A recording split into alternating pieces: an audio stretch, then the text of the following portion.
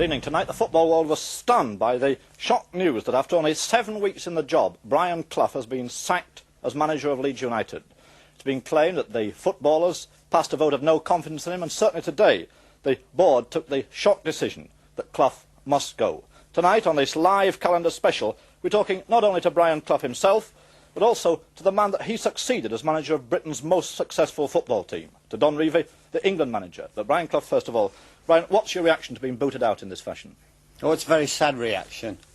Obviously, to be sacked, as you profoundly put it, and the only way you could put it, is a very sad one. It's a very sad one for me personally, and I also believe a very sad one from Leeds Football Club's angle and from the Leeds City. Do you feel that you were given a chance in the job?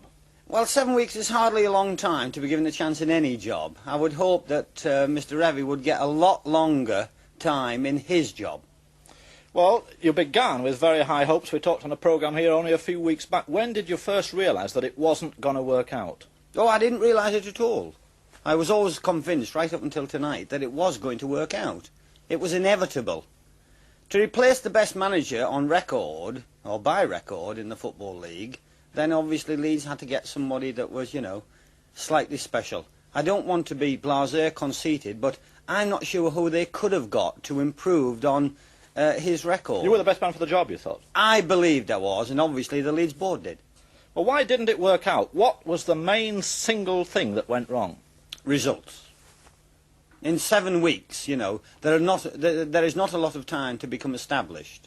When you've taken over a job of a man that's been there 10, 15 years, and he's been regarded as the kingpin, as the father figure, as the man that made everything tick, then within 7 weeks it is impossible, utterly impossible, to replace that type of thing.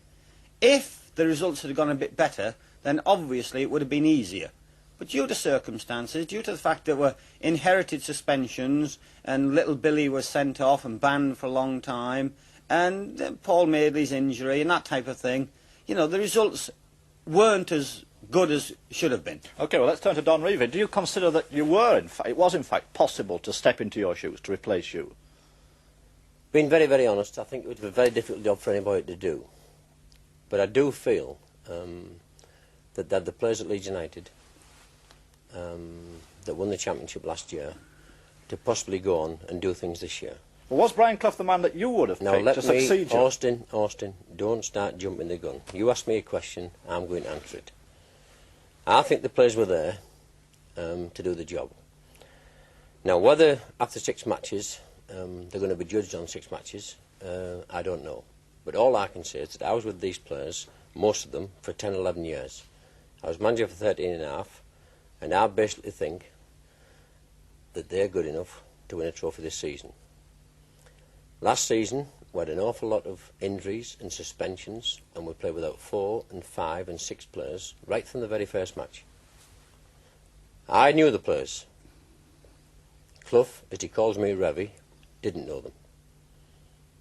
And I knew how to handle them and how to juggle them about, and he didn't have time to do that. But the players are there, and they're dedicated professionals, and I had no trouble with them for 13 and a half years. Well, in saying that the team was good enough, you're making an implied criticism of Brian Clough. Do you think Brian Clough was the man for the job? That is entirely Leeds United's director's opinion. What's your personal opinion? My personal opinion, as I stated at the time, before Brian took the job, I won't call him Clough because I wouldn't take him down like that, because I think it's a sad night for anybody to get the sack as a manager in any football, in any job. Nobody likes to see this happening in football at all. I openly stated, before anybody took the job, when I took the England job, that I felt that Johnny Giles was the man for the job. Only because he knew our system, he knew how I worked, he knew how the staff worked, he knew how the players reacted to things. He knew everything, because he travelled all over Europe with us, he played in matches, a great player, a great thinker of the game, and I recommended him to Leeds because... But if I can interrupt there, does that mean that he was going to carry on in the Revie tradition, that he was going to be a manager much as you've been? No, I felt, well, Tottenham must feel that, because they've taken Terry Neal, but he was in an interview for the last 2 or 3 for the job at Tottenham. Now, I've never talked to Bill Nick about him. But Johnny Giles, I felt, he's proved it with Era. He went to Brazil with them and did well. He played in South America, he's done well with the Era team. I only passed a personal opinion. Whether the Leeds United directors wanted to take it or not was entirely up to the Leeds United directors. I could only recommend him for the job. They didn't take him. They went for Brian. So I can't do any more than that. Well, what, in effect, I read in that is that you weren't the right man to step into this legacy that Don Revere had left at Leeds. No, Austin. No. You were totally out of order there. What you take out of that is totally untrue. What I said, that I recommended Johnny Dialf for the job before anybody else was recommended at all. Before anybody's name was mentioned, I recommended Johnny Dialf for Leeds United's job.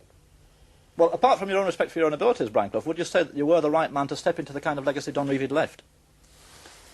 That's a very difficult question. It's like saying, you know, if religion goes out of our way of life, who takes over But it's from saying religion? that your style is very different from his style. My and to players style- used to Don Revere's style, it might have been upsetting. My style's not different at all in the sense that I wanted success and I believed I could deliver it, and my methods, 99% or 90% the same as Mr. Revy's. My style was exactly the same. Management is 90% right throughout the country, irrespective of who the manager is. It's the extra 10% that's the special bit. But look, over the years, Leeds United have been run almost like a family, like sons of Don Revere. Now, didn't you, in fact, go in and upset them, unsettle them, by going in for a big buying policy? Well, a big buying policy, I'm not sure. What I did was I bought a wing half to replace Eddie Gray, who there's grave doubts about his future. I was informed when I took over Leeds that Mick Jones could possibly not be fit for the rest of the season, at the very earliest, February or March. So I bought a reserve centre-forward in John O'Hare, and all of Leeds know he is a very talented player.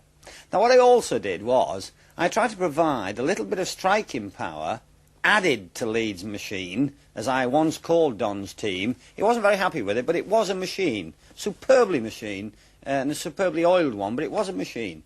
And I added Duncan McKenzie to it because I knew up front we were a little bit thin with Peter Lorimer, Joe Jordan and Alan Clark.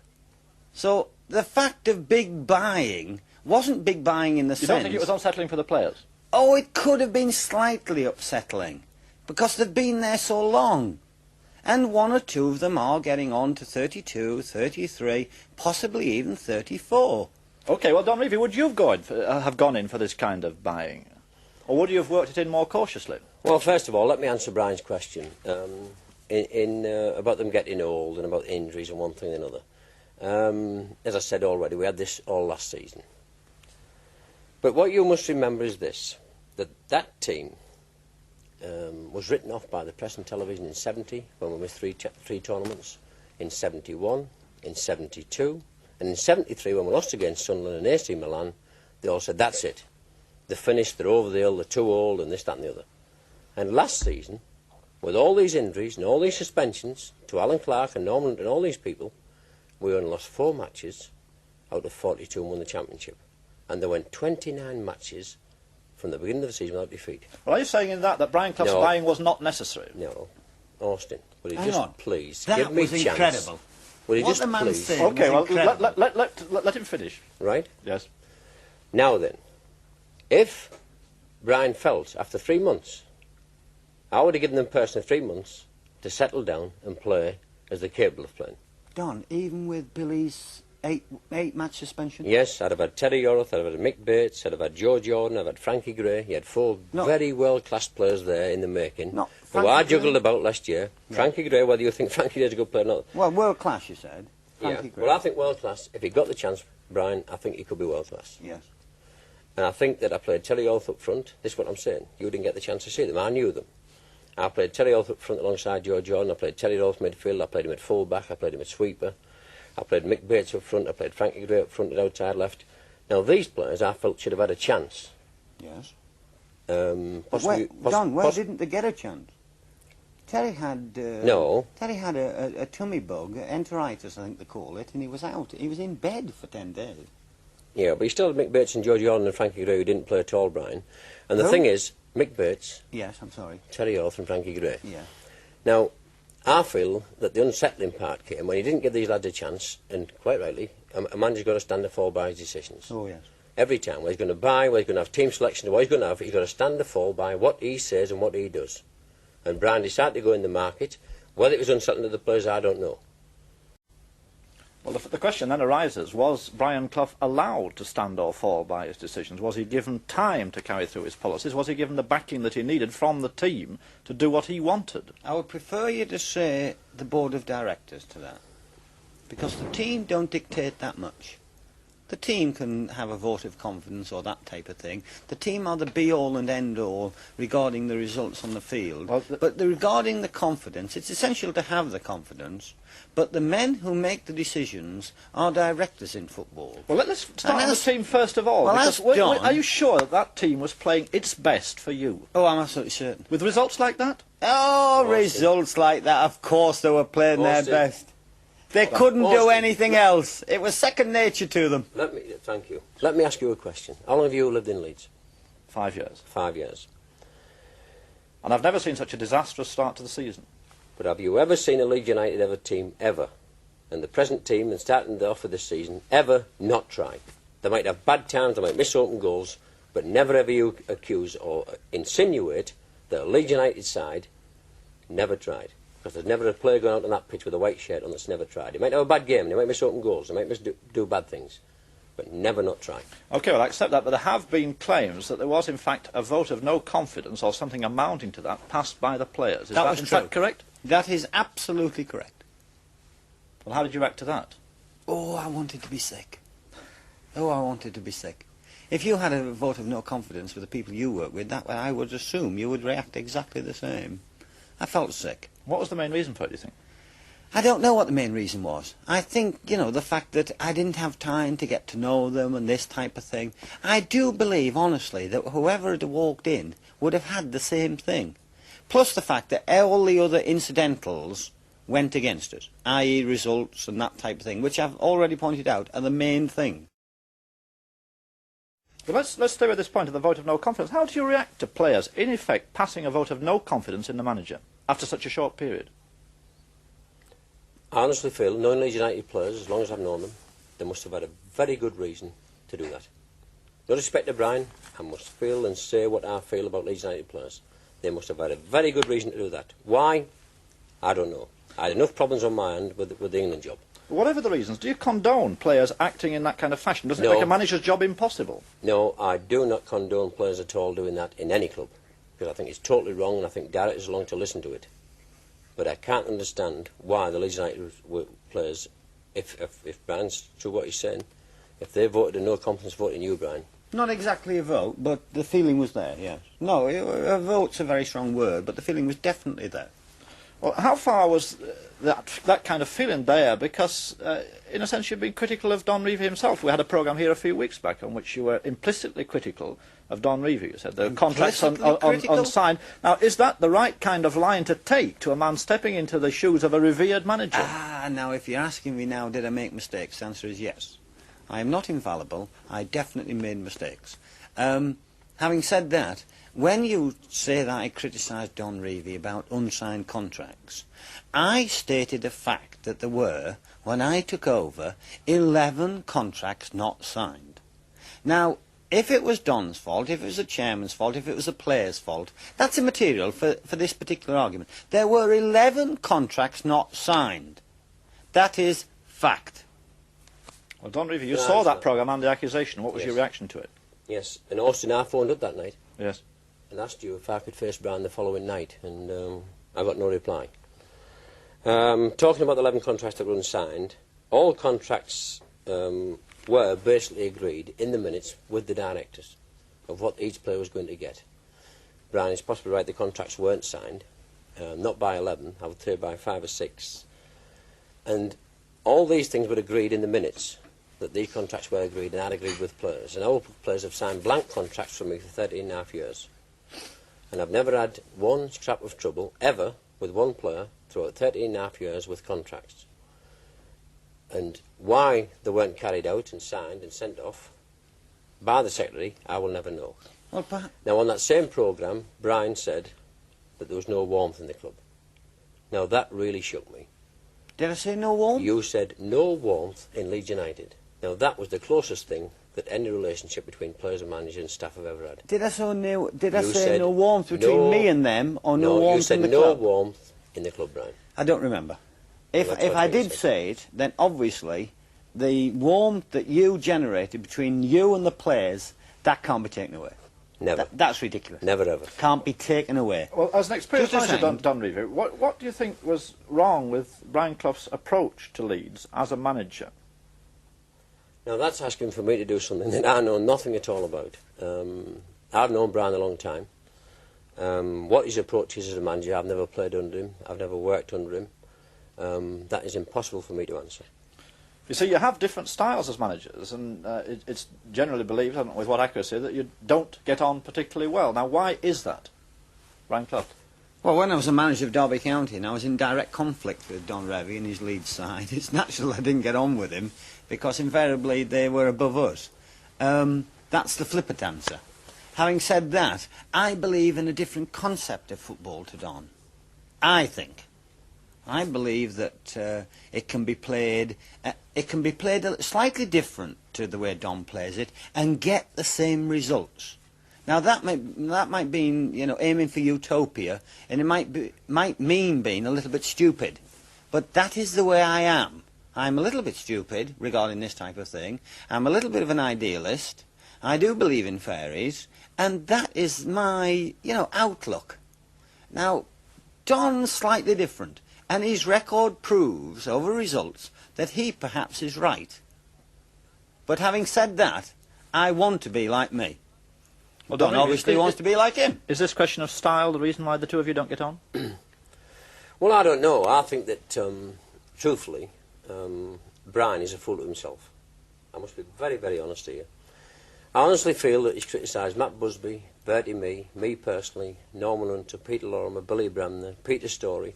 He's criticised so many people in the game whose records stand to be seen. He's criticised so many people. This is his style. If he wants to be that style, fair enough. But I think that is totally, totally wrong for the game of professional football.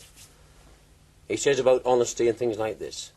But when you talk about honesty, if honesty is going to destroy the game, then you're in all kinds of trouble. I think you're doing the game a great disservice. Yes, I would. In other words, the accusation is that you're trying to shoot your mouth off about So now when you talk about... I would agree let me answer this question first. Yes, Let me answer this question first. He talked about winning the championships better or differently. Our record is there to be seen for 11 years. Yes. Right? The first 4 to 5 years, I've always said this, we played for results. The last 4 to 5 years, we've been the most entertaining side by crowd entertainment and topping charts with national newspapers and television. Also, Don, the disciplinary chart. The disciplinary chart, You topped that. we topped that once. Well, you topped it for the last 2 or 3 years. No, that's not true. It wasn't 100% right, I will agree. Sorry? It wasn't 100% right, discipline on the field, and last year we straightened it out. Well, it was. You were Yeah. the top. Yeah. But when you see, Brian, when you talk about coming to take the Leeds job, and you had all these things and all these worries about stepping in my shoes and one thing and another. Which I had. Yes, you had. But why? Why did you come from Brighton to Leeds to take it over when you'd criticised them so much and said we should be in the second division for this and we should do this and we should do that? Why do you take the job? No, because I thought it was the best job in the country. Of course it was the best job in I the was country. taking over the league champions. Yeah, you were taking over the league champion. You were taking over the best bunch of players that you've ever seen. Well, and I didn't know about the players, Don. You didn't know? I didn't know them intimately like you do. But I know you were the league champions, and I was taking over the league champions. I wanted to have a crack at the European Cup this year. Yes. I think that was near and dear to your heart also. Yeah. Yes. I wanted to win it. I wanted to do something you hadn't done. Now, when I think I said it to Trevor Cherry, actually, or mostly the players, he said to me, what can you do that the boss hadn't done? You, the boss, referring to you. And I said, I want to win the league, but I want to win it better. Now, there is no other reply to that question. No, but because you had won the league. Yeah, but there's no way you could win it better. Why Yes, not? No. But that's the only hope I've got. We'd only lost 4 matches. But I can only lose 3. No. I couldn't give any other answer. And I No. wanted to win the European Cup. I believe that it was just a fraction, Don. A fraction. I don't know this because I've not spoken to you. But I believe it was a fraction whether you took the England job or had another shot at the European Cup. That is totally true, because I was so involved with the players and everybody at Elden. Good lad. Now, I wanted to do that, and I want to do it better than you. You can understand that, can't you? Yes, and I think if Good you'd lad. said that to our players, then you would have got the message across. I couldn't say that to our players, as you say. I couldn't say that to our players just as a bold statement. You see, when I went in there was friction. There was unhappiness. Friction? What do you mean friction? There was unhappiness because you'd gone an unsigned contract. No. But when you walked in, tell me this, when you walked in, did you have a meeting the first day with them? No. Why? Because I didn't think it was necessary to have a meeting the very first day. So you were taking over as manager of a new club. Yes. And you don't call all your players and your coaching staff and your office staff together. No. And introduce yourself and meet them and tell them exactly what you feel and what you want to try and do. Don, the first day I walked in, I came back from holiday and I did 2 hours training with them. Irrespective of what you do, I went out on the field with them. Right, you went out on the field. My immediate reaction to any job, the same at the Football Association, I got 70 people together and went to a cocktail party and I introduced myself to them. That is your way. And I talked about Ramsey's record. I talked how great Ramsey was. Yes. His record as a professional man. I never got close to Ramsey. He was a cold man. But as a professional man... I think you are. As a cold man? Yes. Oh, don't ask our players that. Or they'll laugh their socks down. Well, that's opinion. No, well, that's opinion. But Alf Ramsey, I thought, did a good job. And I thought it was important to me to introduce myself to everybody in the Football Association offices. You didn't... And I thought it was your duty, when you walked into Leeds United's ground, everybody's saying, well, Brian Clough's arriving today. Yes. We'd love to meet But you him. didn't have a training session. How long did you wait session. then? No. How long did you wait? Irrespective of training session or anything, Brian, training sessions didn't mean anything your first day. Why? How could training sessions overcome meeting everyone in the club? It couldn't overcome it. would have taken you 10 minutes to get everybody together as a group and say, I'm pleased to meet you. I'm pleased to come to the club like this. I walked into the dressing room and shook hands with Billy Bremner the very first second Brian, I walked in. Brian, No, hang on, I did. No, don't edge. Why didn't you get everybody together? Because I didn't think it was necessary. Why? Because I thought that I would do it more subtly and different instead of having everybody bang, bang, bang. They were all on edge. I was on edge. So you could have put them at ease. No, hang on. How? By going in and talking to them. Oh, talk to them? I took the shirts off their backs after they'd finished training. I used to do that and massage them on the Thursday Of course. morning. Well, that was my approach, of course. But you didn't meet everybody the first day. I shook hands and said hello. Met them. Everybody? Did you go to the laundry ladies? Did you go to the office staff? Oh, no. I'm sorry. Did you go to the groundsman? No, I didn't have time to do that, Don. It was players. You must have had... I have to interrupt here because we're getting towards the end. I want to ask, what's your reaction to a board that doesn't back you up, that sacks you after 7 weeks? I haven't had time to know them either. Just as I believe I haven't had time to do the job. What's your reaction to the board? My reaction to the board is very, very mixed. And my reaction to the board is so mixed up. I don't believe they've done Leeds Football Club a service. I don't care whether it's me or whoever it was. I'm talking about a manager. I don't believe they've done football a service. I think they've struck a blow to send us back, back in the dark ages. I think if the Football Association, who employ Mr. Revy, sack him if he loses his first match, I think they will set football back 30 years or 50 years. In turn, I believe that Leeds perhaps have done that a little bit also. Manny Cousins was under a lot of pressure. He was my chairman. If he didn't stand up to it as much as he should have done, that's a matter of debate. But he was under a lot of pressure. And he, today, when the final decision was made, and it was a board decision, he then made it right with me regarding a lot of things. As he made it right with this guy before you go on, Brian for Clough, 15 years. What's going to happen now to Brian Clough? Well, a million things are going to happen to Brian Clough. I'm going to have 48 hours or 3 days, or I don't know. I think, and please don't think I'm being flippant. I've had many ambitions in life, and one of the ambitions is, and I wanted this when I was manager of Leeds and manager of Derby, I wanted to coach the England youth. I just might apply to this guy. Well, aren't you going to be in a very difficult situation? Because after the argument with Derby, you left Brighton under a cloud, and now this with Leeds. Who's going to touch you with a barge pole, as it were? Well, I think many people have touched me with a barge pole, because the whole country now, including Leeds, and you've heard it in Don's own mouth tonight, I do not think 7 weeks. 7 weeks is not enough time to even find out where the local butcher shop is. OK, well, what happens to Leeds United now? What do you see as being their future? Well, obviously they'll prosper. I hope they'll prosper. Hell, despite the fact they've only been involved with them 7 weeks, you've got to hope they prosper. I hope everybody in football prospers. I hope they go on to win the European Cup. Don Revie, what's your feeling about Brian Clough's personal position You are tonight? a terrible how do you man feel for him? for interrupting that. Well, I we're hope coming to the end, and I Leeds have to interrupt. win Sorry. the European Cup. What's your feeling personally about Brian Clough's personal situation? Well, that's anybody who's been sacked in football, you feel a little bit sad for. But whether Brian's going about it the right way, I don't know because I wasn't there. But if Leeds United players have had a meeting with Brian and the chairman, there must have been something totally wrong. OK, well, gentlemen, there we must leave it after what's been a tragic day for Leeds United supporters, of which I number myself one. Gentlemen, thank you very much, and good night.